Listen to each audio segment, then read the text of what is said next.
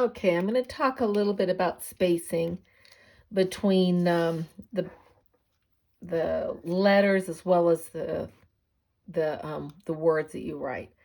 Remember, it's to keep that anywhere from a 35 to a 50-degree angle.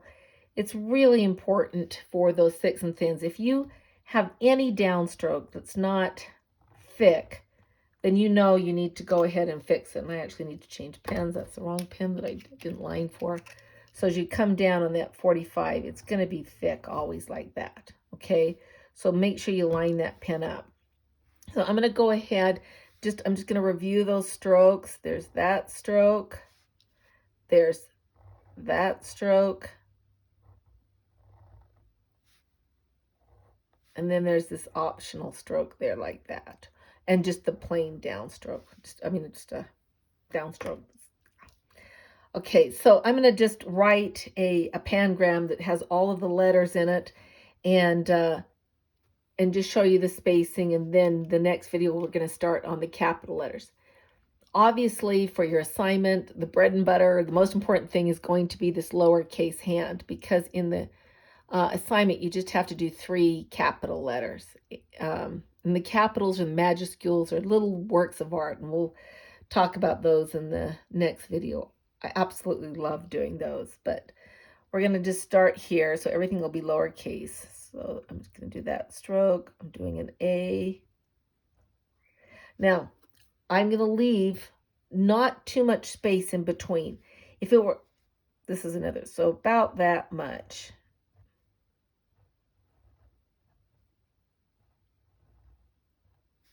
And then I'm going to leave about a nib width space in between each of these letters, so that I could go through there and wipe those out if I wanted to with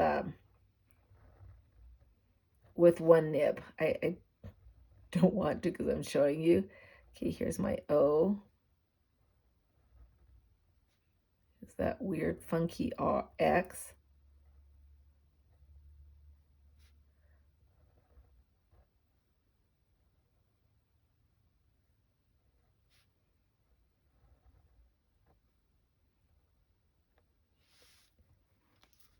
Here's the S again.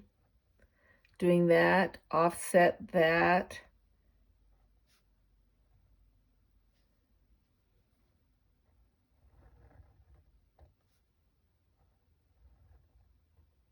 I really didn't do a good one on there. And I'm writing quicker than I normally would write. I just don't want this video to be too long.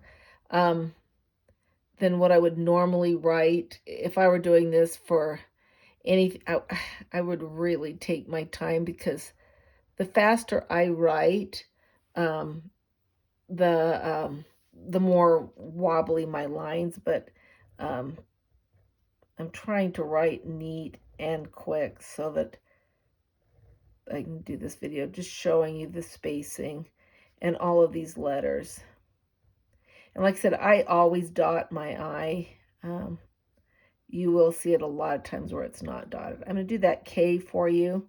So it's the one on the top of the bottom. It's leaning back a bit, but I'm just going to do that first stroke, and then I do that one with all 3 on it, just like that. Here is a comma, just a little block like that, and then the G. Now I'm going to do the G this way.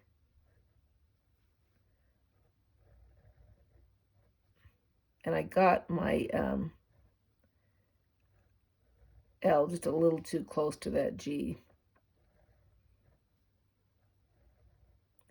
And like I said, I'm just doing those pangrams. I've got a bunch on the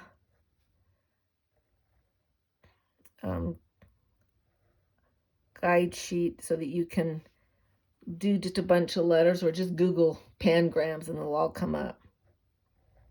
Now, because I did this G, I'm going to do this J.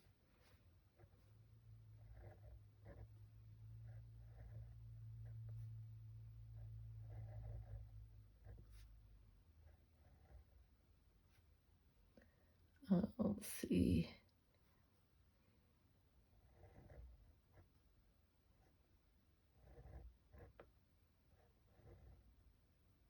And hopefully by now you've discovered that it really is just these straight lines with diamonds on it for most everything that makes up this hand. I should have brought that one down a little lower. Oh. Oh, sorry, that was supposed to be an E. Ah!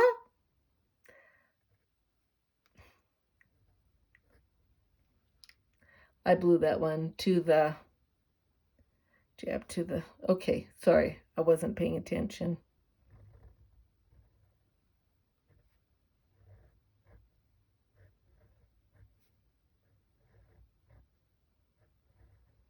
And there's a W, just those strokes like that.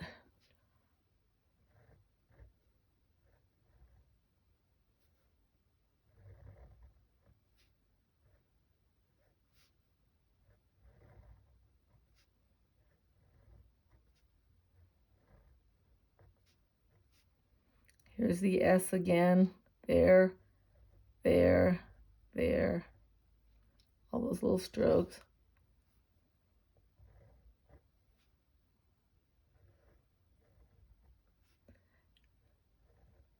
And I kind of bent that one. That's more of a rotunda backstroke. They tend to round things a little bit. I probably should not have done that. And I'm going to do that kind of Z because I've been doing this kind of Ys and everything like that.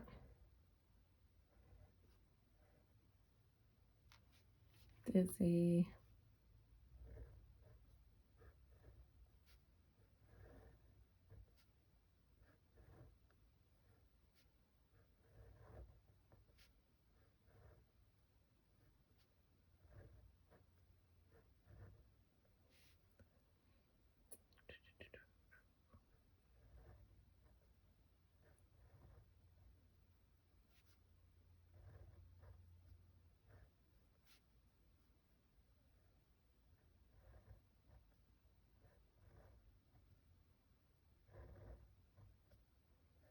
And then the period just like that.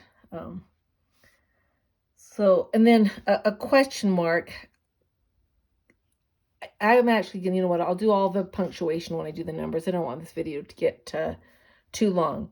But that's kind of showing the spacing, you know, maybe 2 nibwits in between, well, 3 nibwits probably in between each of them.